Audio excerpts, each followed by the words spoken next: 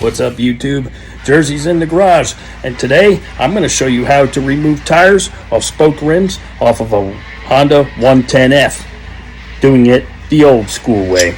I've had these since I was 17 years old, and this is how I change tubes out in the woods when I blow a tube. So here we go. Alright, so here we go. Garage is still a mess. It's just been crazy year for me. But here she is. This is our victim. I have removed both tires and I've taken the cores out. Now what a lot of people don't realize, and this one's messed up, is that the inside of these caps here is pretty much a one-time use, but is a way for you to remove your little Schrader valve out of your tube. But I have a little coring tool that I had for a long time that I made to work for dirt bike tires, since I used to do them all the time.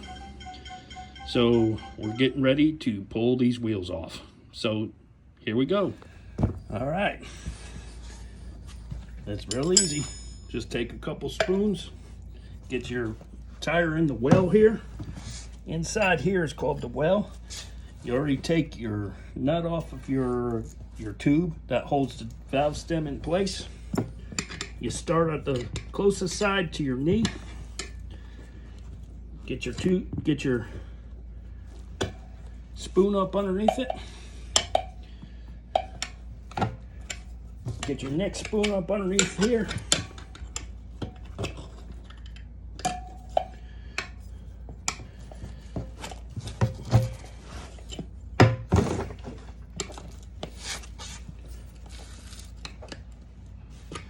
Get it with this side.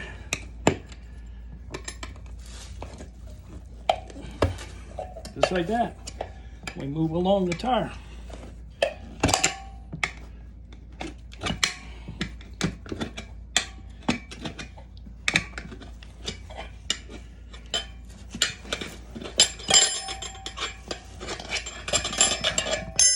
I used to do this out in the woods. We flip it over. Push our tire up towards that final bead.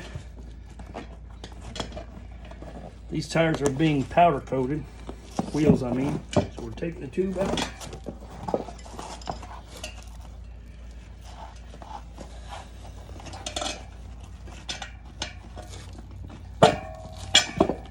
All right. And we're gonna go ahead, get that bead over. Now my tires were, I had a 250R and a 125. Pull it over. Pull them right off. And this rim is ready to go get powder coated. And there you have it. Taking a tire off of a rim, a spoked rim, the old school way. Now the process is reversed. You got to get that tire over it. I usually put a little, just a little like WD-40 to help me get it over the rim, because it dries up and then it'll still beat up and hold fast to the rim. But I've also told the customer it's a good idea to get tubes so he can make sure that he's putting fresh tubes back in the tire after we've taken it off. Now these rims are going to go get powder coated by the customer, but even when I'm changing tires on one of these little dirt bikes or even on a dirt bike, I always tell the customer you're going to need tubes for it as well, because when we take it off we could put a hole in the tube. I try to be careful not to put a hole in the tube, but sometimes it may pinch it and you might get a little small slow leak. So I've told the customer that it's a good idea to replace the tubes in this so we make sure we don't have any problems. He's also having this powder coated, the rims powder coated, so I'll be making sure that I'm checking the inside. I've asked him to ask his powder coater to make sure they don't get any of that powder coat on the inside of the rim if they can help it, because that can actually cause friction and the tube could rub on possibly a burr in the powder coating on the inside,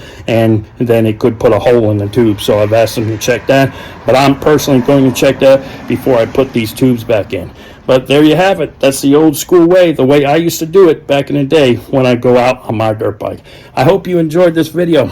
and we'll see you in the garage.